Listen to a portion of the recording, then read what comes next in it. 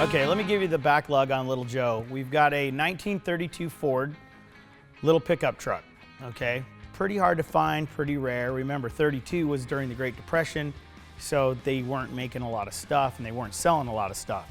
Finding this truck was really cool, and the inspiration for building this truck was probably ultimately the diesel rat rod from the beginning, my D-rod. And when I built the D-rod, it went pretty viral. I remember on YouTube back in 2008 or 9, when I got that car out and did some drifting and donuts, and it caused such a craze on YouTube that I think in the first 6 months or a year, it did like 2.5 million views on YouTube, which back then was pulling some huge numbers. But that car caused enough traction where I had production companies wanting me to do a show for TV. I'm Steve Darnell, and this is Welderup. It's hard to explain to somebody what you're gonna do and how cool it's gonna be, because they don't really care and they don't think it's really that cool. Me, of course, I thought it was gonna be the coolest thing ever to go down on Fremont Street and build a car right on Fremont Street. But at that time, I wasn't on TV. No one gave a shit about me. They didn't even care. They thought I was crazy. So my plan with this whole adventure was to shoot basically an episode of TV before I even knew what episode of TV was. I was trying to shoot basically a video that was gonna be an hour long, or maybe 2 hours long, or maybe a whole segment while I'm doing this. At the time, I didn't know. I flew him up to Montana. I drove my Diamond T up there. I found an old 32 Ford truck and I loaded it up, but along the way, I loaded up like 10 other cabs, okay? Because I figured once I get to Vegas and I get this tent set up, I want to landscape the whole front of it and make it look like an old junkyard right in the middle of the Harley-Davidson parking lot. So sure enough, I find it all, we load it up, we get in the Diamond T, and we start heading to Las Vegas.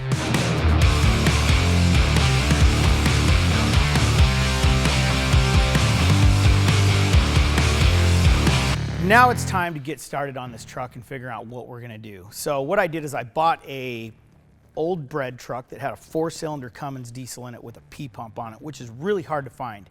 I got a turbo 400 behind it. I had industrial injection, build me a set of turbos, redo the pump on it. I think we fire ringed the head. We did some work to this thing to actually build boost out of this little 4-cylinder.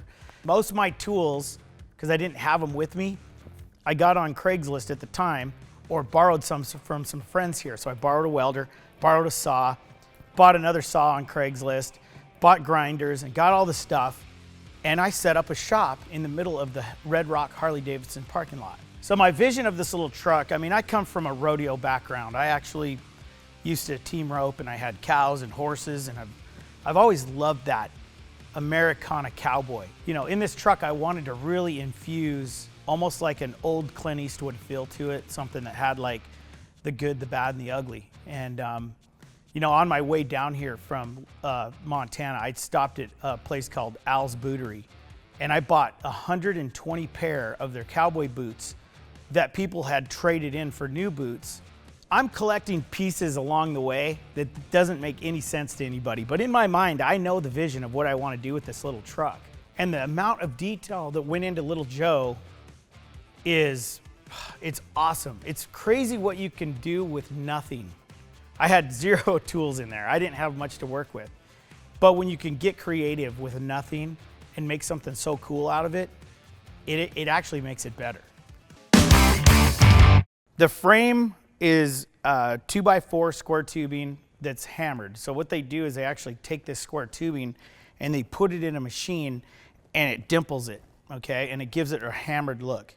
So I wanted to use it in the frame, but I wanted to keep that theme through the whole vehicle.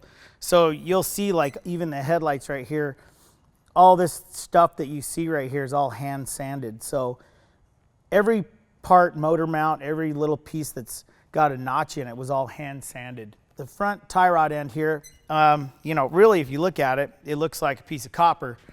But what it is, it's a piece of DOM under that, and then I overlaid it with some copper. And if you Scotch-Brite that, and clean it up, it'll actually brighten up really good because it's a copper. So it'll actually look really good if you clean up the copper. The brakes on this thing are some wave rotors. These wave rotors are pretty cool. They you don't see them a lot because a lot of the guys that know about these probably have circle track cars. They're all on a lot of the circle track cars. They're designed this way for cooling on that track. When them cars are braking really hard and hauling ass and going around the track, they get hot. So these are designed to cool really good, but I just thought they looked really cool and they would go good with the hammered theme of the whole truck. With these compounds that I got from Industrial Injection, it really drives the boost to the motor, and with the pump, it forces a lot of fuel. Basically, all these are is a huge air pump. And the more fuel and air you can shove in it, the more compressed air you're gonna make, which makes more horsepower. You know, with the timing, the way it's set up in the motor, it just makes it so responsive and it runs really good.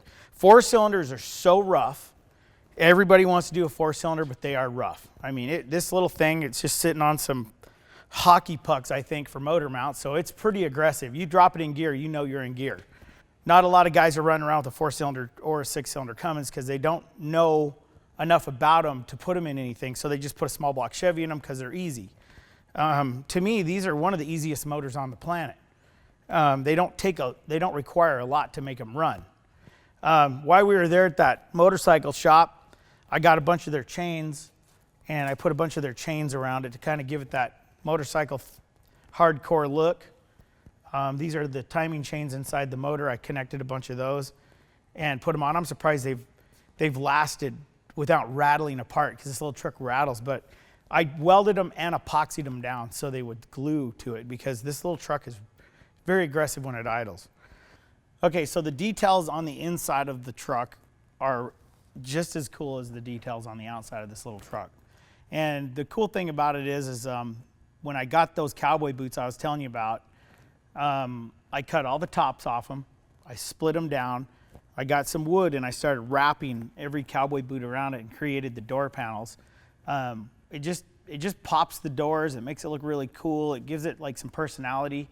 You know, the women that come to Welderup and see this truck love this little truck because of the cowboy boots, and it just has personality. The inside of it's all brass, so there's some brass screen in here, and the brass screen I got that was out of an old mine that they used to sift a lot of the different minerals through it back in the old days. We put the toilet seats in here because I was like, you know what, if it scares the you don't even have to get out.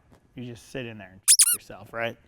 It's got a Model T steering wheel with a chain wrapped all the way around it. It's got a 12-gauge double barrel shotgun shifter in it. It's not that bad to drive around once you get in it. It's pretty fun. Okay, so moving to the back here, it's got a Model A truck bed on the back of it. This is probably, I'd say, about a 1930 truck bed that's on it.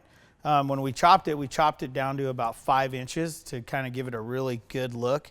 You can see the coins in the back. There's a bunch of holes in the back of the cab. I don't know what for. But I just went ahead and put all these coins in there to cover them up, and it looks like money. It's just cool. Kind of a fistful of dollars looking, you know what I mean?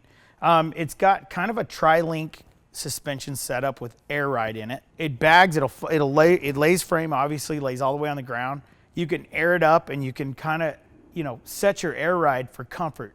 These big airbags that I have in here actually ride really nice going down the road. The truck, it's not bad. You look at something that's been chopped and channeled and you think it's going to be rough. This thing on air ride actually runs pretty good down the road. It rides really good. But it's got a backbone 9-inch. It's got 373 gears in it, so it's geared to kind of go down the road. I mean, this thing, it'll go down the freeway if you want it to. I mean, it's set up to drop on the ground and have fun. Okay, so these are the M&H 33, 15, 50, 16 tires. These are the actual original D-Rod rims that were on the diesel rat rod from original day one, and I just put them on here and built some lug nuts for it just yesterday, actually. This truck, I just sold it to a guy named Mark that I think is going to take it and have a great time with it. But we decided to change up the wheel combination on it because when I built it with whatever I had laying around. And now I have cooler stuff laying around, so we put some cooler looking wheels, I think, on it. Definitely changed the look of the truck a little bit. But these should hook pretty hard. I mean, I think I got 15 pounds of air pressure in them, and they're still I could probably run them down to 10 pounds and they'll probably still be good. But really cool looking wheel. I love the way that this thing looks on this truck. It just turned out good. Every time I get in this truck and I look at it, there's something new that I just, oh yeah, I remember doing that, or you know what I mean? And that's what makes them so fun. And when you look at these rat rods and these things that I build, it's not just about the car being a fast car. It's about the creative part of it that you can't stop looking at it. You know what I mean? And you know, when I was a little kid, I'm almost 50 years old, and I love Disneyland. I love it. I don't love it for the rides. I love to see what Disneyland has created. When you look at those buildings and you look at the detail in the hand railing, if you walk around to every ride at Disneyland and you look at the hand railing, they're all different. A lot of times, it's not about the ride. It's about the thought of what you're building. And your mind, as not the builder, is trying to think what I was thinking about when I created that. And that's what it's all about. It's kind of a mind game. That's what I hear all the time when people come into Welderup. They're like, how did you come up with that idea? How did you think of that? Oh my gosh, your mind is crazy. What are you, on drugs? People think I'm completely whacked out of my brain. It's not that. What it is I want to create the unexpected for you so you have something to think about.